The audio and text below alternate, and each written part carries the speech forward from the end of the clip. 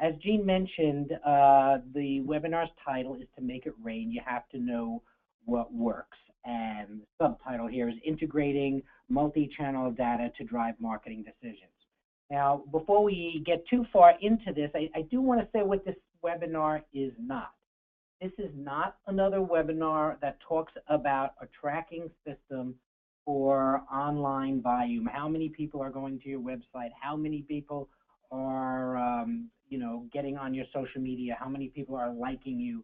How many people are recommending you? How many people you have on LinkedIn? It's not that kind of a model that we'll be talking about today. We're talking about something that will normalize data across every type of marketing and business development vehicle that exists. By that I mean not just media such as website traffic and social media and public relations, but also just your interpersonal networking when you attend an organization function, or you go out to a civic meeting or anything like that where you're meeting people. That's one thing. It's also all the things, like I said, PR, broadcast, anything like that, and everything online. To take everything you do to develop your business, to grow your practice, and to measure, to find a way to normalize all those things across all types of vehicles, no matter what that vehicle is. And my challenge for you today, everyone, is to be willing, open your mind to looking at how we measure ROI, the return on marketing or investment, differently than you've ever looked at it before. And that's really what this is about. We're really going to be talking about that. So with that introduction said, let's move on. This presentation is primarily for marketing decision makers at service businesses.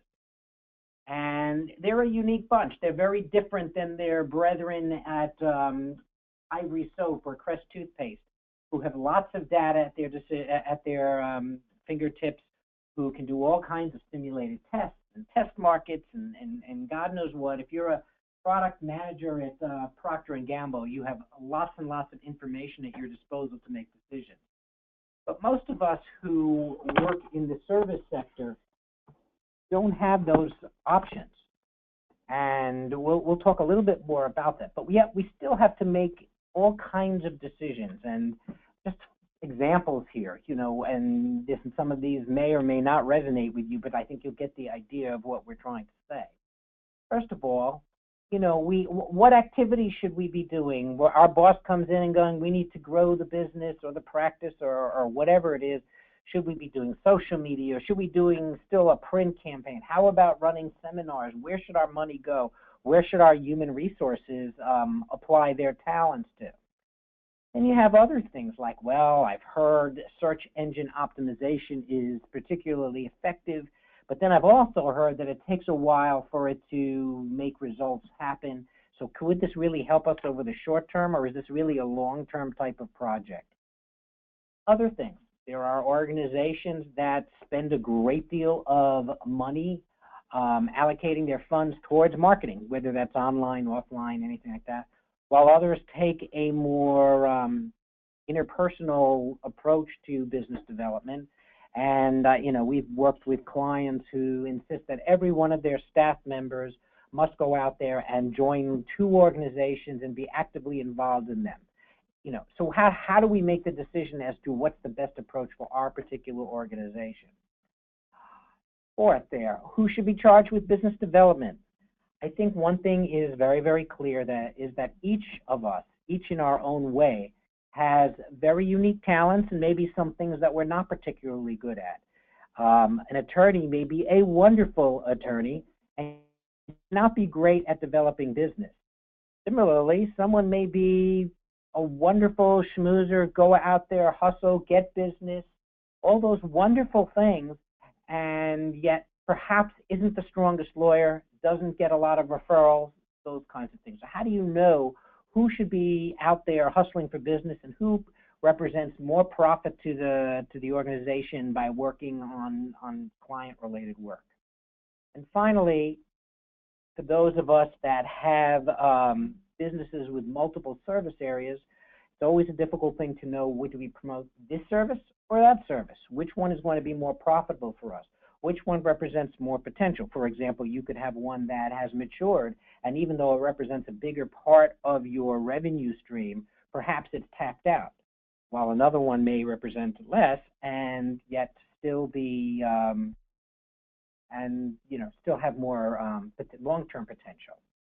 So all of these are the kinds of decisions that we as marketing decision makers at service businesses, we have to grapple with this all the time, day in and day out.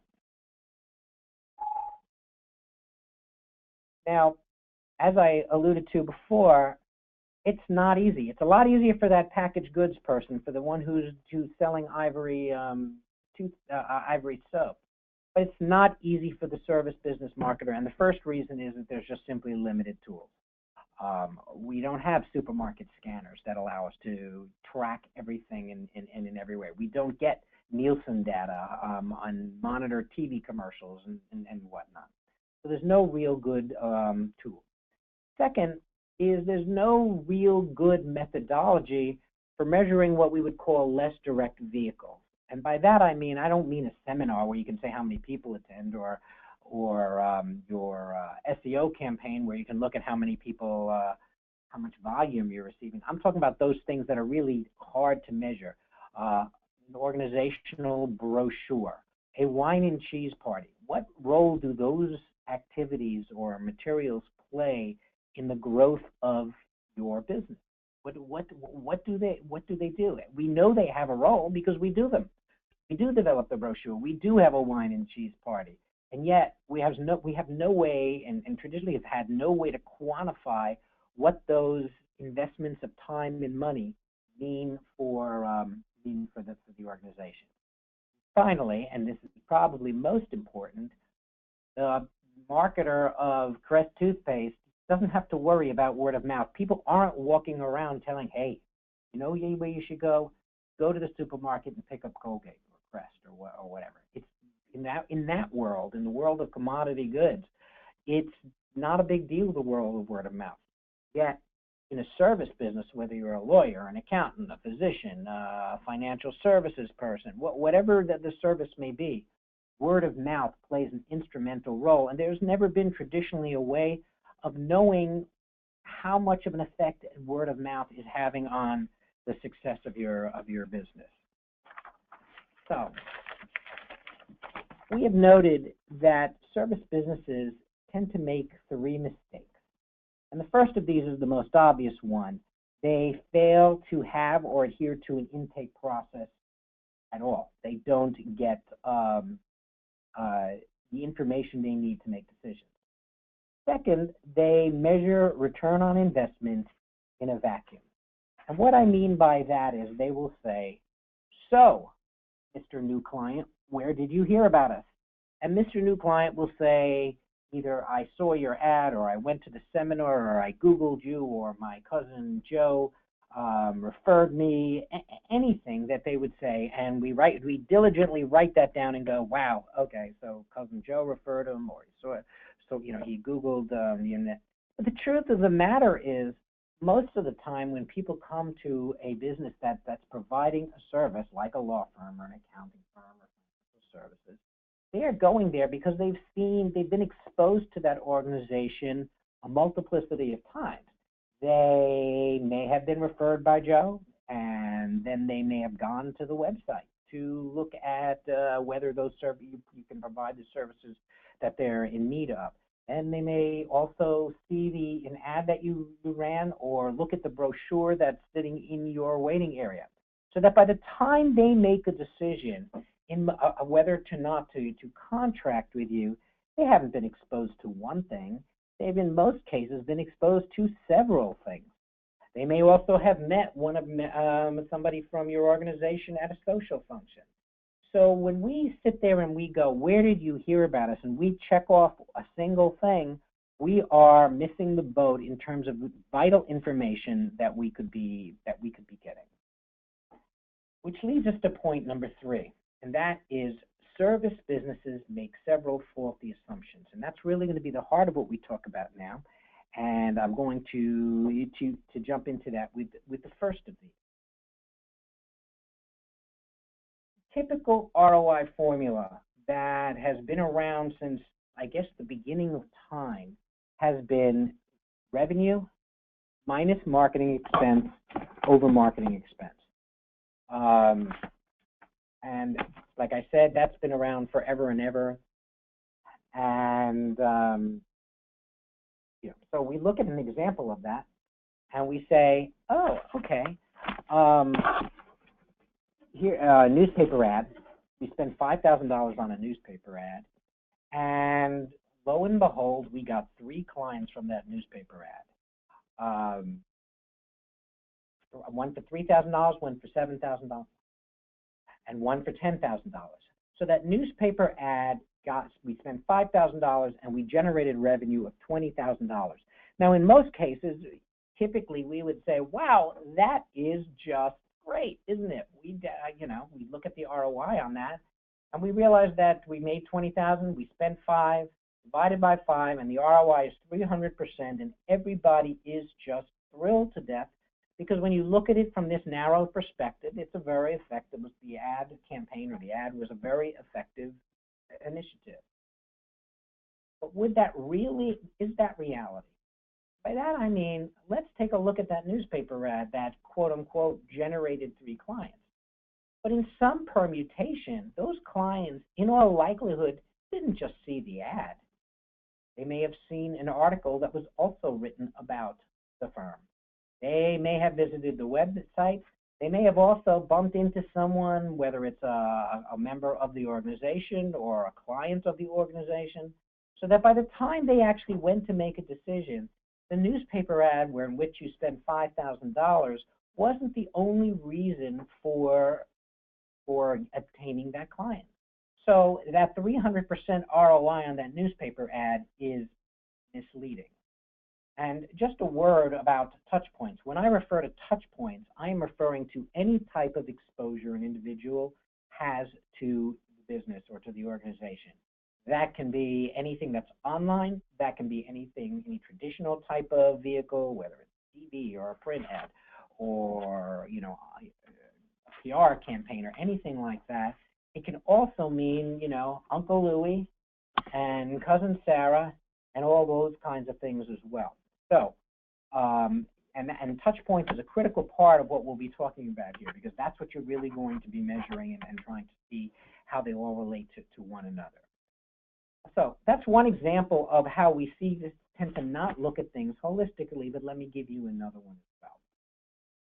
Let's go now to a situation in which one member of an organization, let's call it a law firm, says, "You know what, management? I think we need to do a seminar." And the management team may be reluctant to give up any money to invest in that seminar, but they will. And they say, "Okay, you have $15,000," and the lawyer goes, "Wow, that's great. I'm good to go." So he runs his seminar and he spends his $15,000, and he has 3 clients. And so the client A brings in $2,500. Client B brings in $4,000, client C brings in $3,500, so we've made $10,000. Well, what do you think probably happened with that attorney and with the management team that he has to report back to? In all likelihood, they're going to say, "We spent $15,000, we only made $10,000, and so this seminar is a failure. Guess what? We are never going to do a seminar again. This is not working." But would that be reality as well? Because what happens if these 3 clients attended the seminar, and then client C, who became a client, was so impressed with the organization that he then referred client D, who brought in revenue of an additional $16,000. I think we can then see that, whoa, that seminar may have been more valuable than we would have first seen it, first thought of at first blush. It's not just that he has 4 clients, it's now that he has significantly more revenue. Client D would never have become a client of the firm or the organization if client C had not gone to the seminar. And that's true even though client D did not attend that seminar. And the same thing goes for client E, who became a referral from, who was referred by client D. So you see a lot of situations where even though that seminar may have only brought in $10,000 directly, over the long haul, it brought in another $41,000. And had the management committee cut off their thinking about what value seminars have to the organization early on, they would miss that opportunity for what it really means.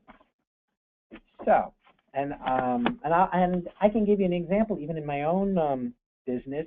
I remember going to an organization, spending about $10 for a breakfast meeting with a networking organization. And I walked home, or I drove home that day, and had no clients. Didn't get any prospects out of it, didn't get any clients out of it.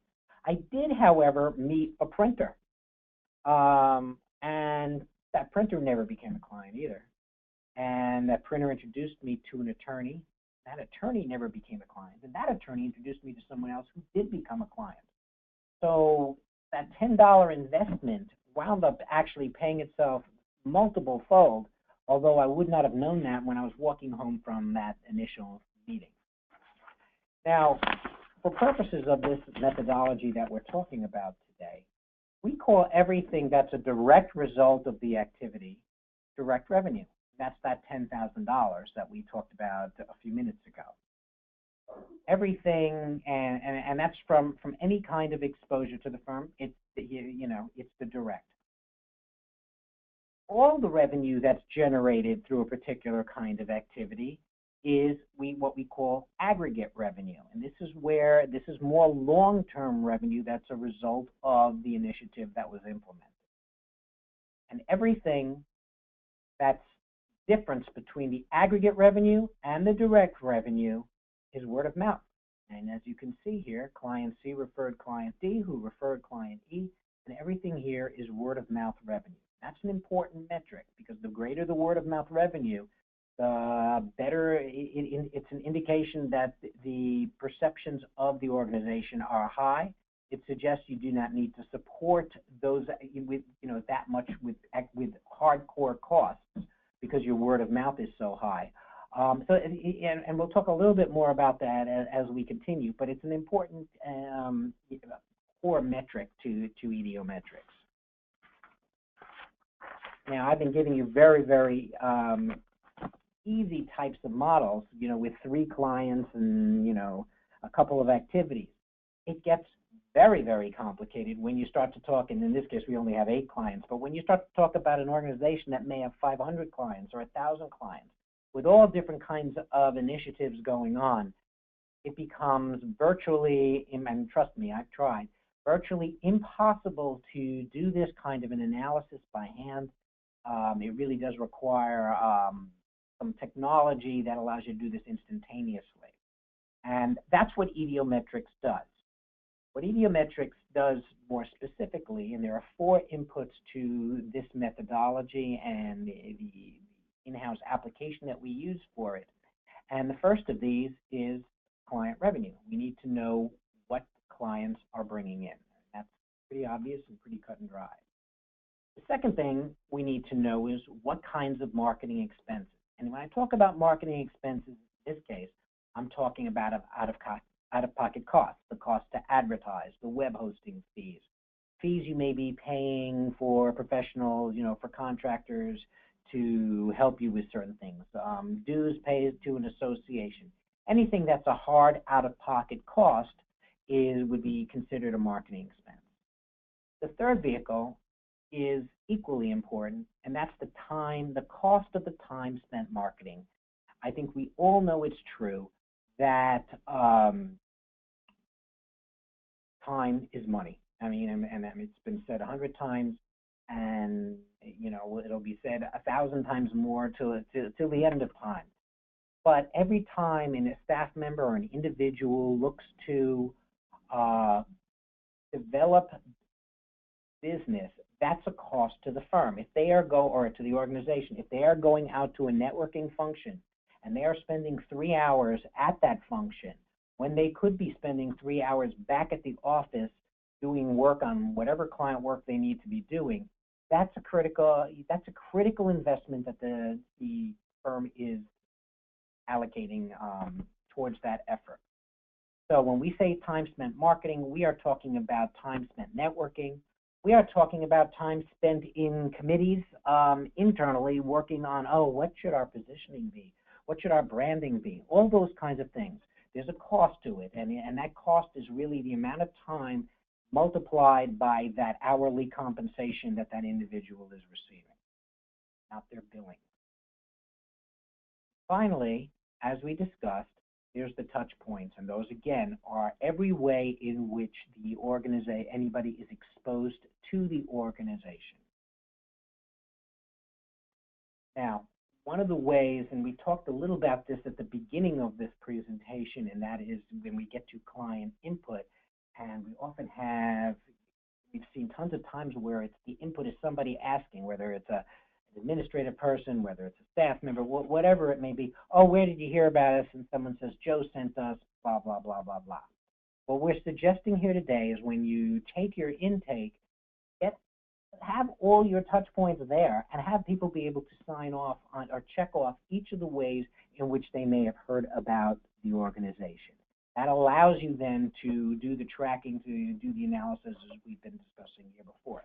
Because as I said, in this case, someone may have, seen the seminar, someone may have been referred to you by perhaps someone internally, and they may have gone to the open house, and they also visited your website. So all of those factors played a role in them coming to you and hopefully signing up with you as well. So what Ediometrics does is it takes the marketing expenses, the expense of staff member time, the touch points as reported by clients, and the revenue generated by clients, and to generate reports that cut across a million different things, including the return on investment by activity, but not just that direct return on investment, the aggregate return on investment over any period of time that you would like to measure. What was that, if we did a billboard, what was the effect of that over the first week we ran it, but also what was the long-term effect of that?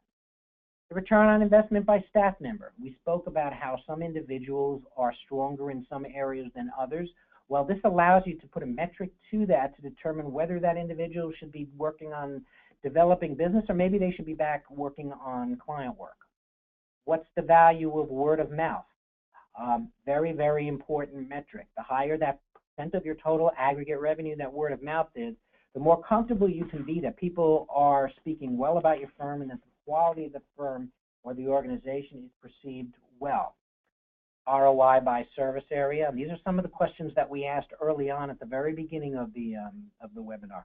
What is the return on investment by particular service area? So if you're a law firm and you offer family law and personal injury and business law, this is the kind of analysis that allows you to look at where the potential lies for generating greater revenue. Should you spend that $50,000 budget that you have in some way among all three of those service areas, or should you, allocate it towards one, that kind of thing. And then finally, it also allows you to look at what the true value of a client is. A client may only, give you, a check for $100, and you will go, that's a poor client. But what happens if that client also referred you to 10 other clients? Now suddenly that individual has become a very important part of your business and needs to be nurtured and needs to be tracked, because maybe if they're sending you 10 referrals this year, are they continuing to do that as time goes on, or for some reason have they ceased to do that? And if they have ceased to do that, you need to find out why. So an example of the kind of report that Ediometrics develops, and this is a very, very streamlined one. We talked about a day in the life of a service business marketing decision maker. And in this case, let's say the firm engaged in 3 activities: social media, they did a print advertising campaign, and they did seminars. And you would see that from terms of the direct revenue in this particular case, the activity that generated the greatest revenue was the print advertising. generated $125,000 versus, let's say, seminars, which only generated $75,000. But the return on the actual investment, seminars was actually the strongest, and print was actually the weakest. We got 200 times return on investment on our $25,000 investment in seminars, while pretty much the print advertising broke even. But what Idiometrics allows us to do, it allows us to dig a little further. Because of the referrals generated through each of these mediums, so in this case, social media, which had somewhere in the middle, it had gotten an ROI of 100. Those clients that came through the organization through social media tended to refer more people. So even though they had a directory, they accounted for a direct revenue of 100,000. The aggregate revenue that they created was $300,000, or significantly more than what the print and what the seminars did. So then you start to look at the aggregate return on investment, and by far, social media in this case was significantly greater than print, which was only at 20, or even the seminars, which was 300.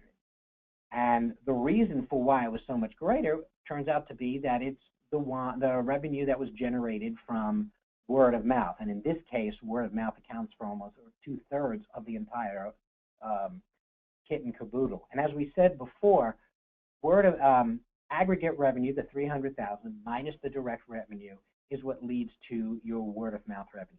So doing analyses like this, you not only see which provides you with the greatest return on investment over the short haul, it also allows you to take a look at over longer periods of time, what are the most effective vehicles for you, and what the effect of word of mouth is playing in the entire mix. And of course, we can do the same thing for staff members. We talked before about how everybody is a little bit different and everybody has different strengths. So if your staff has Harry and Sally and Irving, three names that you don't hear often that much anymore, but if those are the three, someone may be very, very, Harry in this case brought in 150,000, but it was less than 200,000 that Sally brought. And let me just back up a minute and say, by expenses, I'm talking not just any out-of-pocket expenses. I'm also talking about the investment that the organization has put into sending Harry out to generate business, or Sally, or Irving. You can see here that Harry's clients that he has generated also do a very good job of referring him out and all that, as do Irving's. And in fact, Irving's, while the return on investment is not as great, the actual word-of-mouth revenue is slightly more, $75,000 more, and that's because 68% of his business comes through word of mouth. And without beating a dead horse, we can do the same thing by service area. We could do it by location if an organization has several offices. So what we see is a situation where a lot of the questions that service business marketers have can be addressed through this analysis, and in a way that, without bragging too much, in a way that no one has ever done before. It normalizes the data across every type of vehicle. It allows you to measure, unlike things, whether it's Harry going out to meet clients at a new business, at a function of some sort, versus the television campaign, versus your seminar ad, versus your social media effort. It allows you to normalize that data and make specific decisions. So in closing, what I invite you to do, and what we are willing to do, think about the questions that you would like answered.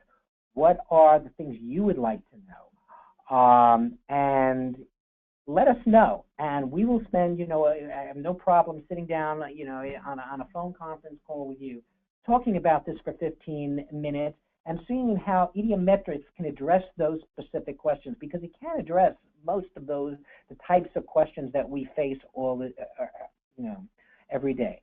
The way Idiometrics works, it works on a quarterly basis. What we do is we aggregate all the reports as provided by you. We work with you on setting up how you want that data to be received, and then we provide 4 quarterly reports. The first one, because we are trying to initiate trial, is a money-back guaranteed if you're not happy with the first one. we will also send you a survey if via email to get your feedback on this webinar today. We'd appreciate it if you can get back to us. We'd love to hear what you have to say both about the presentation as well as about the methodology, any questions you may have. Again, I want to thank you. I'll just turn it over to Jean to sum up it again. We will, you can expect an email from us within the next 24 hours with the survey, and it will have any contact information so that you can send in your questions or contact us. And we thank you for joining us today. Thank you.